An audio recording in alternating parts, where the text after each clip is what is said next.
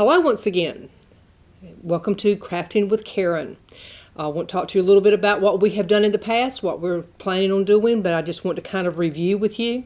Last week we did the Summer Under Glass, which was the wine glass with the sand and the shells in there. We have also in the past done magnets. And all these instructions, by the way, are on our webpage, wcpl.org. So go check them out as well. But these are the paper roses we have done. Next week, hopefully, we will be able to do the decoupage dessert plate.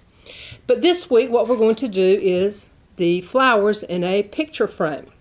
So this is the frame that we're using in the flowers. This is just an example. I am going to go over with you exactly what it is that we will be doing. If you give me just a moment to move all of this out of the way so that, oops, drop something. So that we can get this taken care of. So, as you know, I like to do all of my supplies. So what we need today to do the pictures with the flowers is a frame. Now this is a 4x6 frame that I picked up from Dollar Tree. It was $1. They have lots and lots and lots of different sizes, different colors. If you'll notice, this one is brown, this one is white, so you have a lot to choose from. And what you're going to do is just use the frame itself.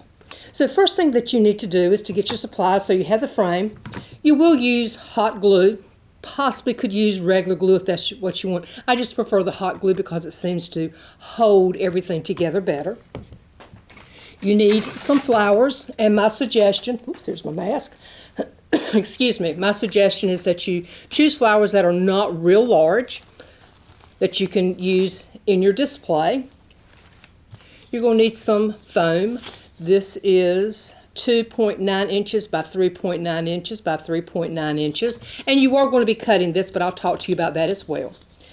And of course you need some wire cutters. Now if you pick up one of our packets that we will put together for you if you're interested in getting any of these supplies, I will go ahead and cut the flowers for you, but I will make the stem long enough so you will still need some wire cutters so that you can cut them to the length that you want. So let's get started. So you have your frame. You need to go to the back and remove the back of the frame. You're not going to need that. Of course, we could possibly use some of this for another craft. And you need to remove the glass as well. So this styrofoam, you can cut it in half and it fits perfectly right in here. So what you do is you take it and you would put it on the edge here and the edge here. Now, you could leave it by two of them and leave it like this and be able to just kind of put your frame and it would do like this. I, however, do cut it in half or in different sizes because I prefer to use it on a tabletop, so I would use it with a stand. So, what I have done is I have already pre-cut several pieces. And of course, I'm not the most even cutter in the world, but you just take you can take a knife. Serrated ones are better. They do have knives that you can purchase to cut this, or they have a tool that you can cut to do this as well that is hot. Walmart actually has one that's about $10 that you can get that you can actually cut if you're interested in doing other things. But if you pick up our supply, the foam will already be pre-cut. So what I have done is I've already hot glued my two pieces of foam in. And if you'll notice, you can see where they are together. They're put in the back and they are glued around the edge. So we have our frame. Next we have to choose our flowers. We can make it as full as we want or as sparse as we want. And we could put greenery in it to fill in if that's what you want. Now, the tutorial that I actually looked at to do this with used succulents. So you could also do that as well. There's a lot of different things that you can do to fill this in. You don't have to just use flowers, you can use other things. You could take a ribbon and make a bow and put in here. So there's lots of different things that you can do. Don't just limit yourself to what I'm going over. Use your imagination. But what you do is you take your flower and just place it and push it in throughout. If I can get hold of it, throughout the frame. And the nice thing about this is if you don't like the way it looks, you can go back and change it.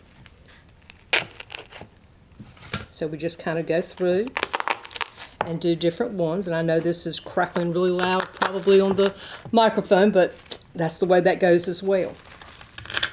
So notice I have some areas that are still open. So what I could do is go back and get some more flowers and put in here. Let me do that right now. I will cut off a little flower right here. Let's see. I think I want to do another daisy. Really easy to do. You take it and then you just fill it in as you need. So that's a unique way to do this. And you can, the nice thing is you can rearrange because you don't have the flowers glued in. One of the things that you can also use, thought about this morning, is that several weeks ago I showed you in a tutorial how to do paper roses. You could actually do paper roses. Now this one's a little bit large, not huge by any means, but you could actually do the different paper roses. And I'm going to remove a couple of these so you can see what I'm talking about. And you could actually connect them and do it this way. So there's lots and lots of different things that you can do. Once again, if you have any questions, all you have to do is email me. It's karen.garris@waynegov.com, or call me at the library. And remember, we are offering the supplies to do these different tutorials, but you do have to call to get on the list, and then we will let you know when we have gathered them together. Thank you once again for coming, and hopefully we'll see you next week.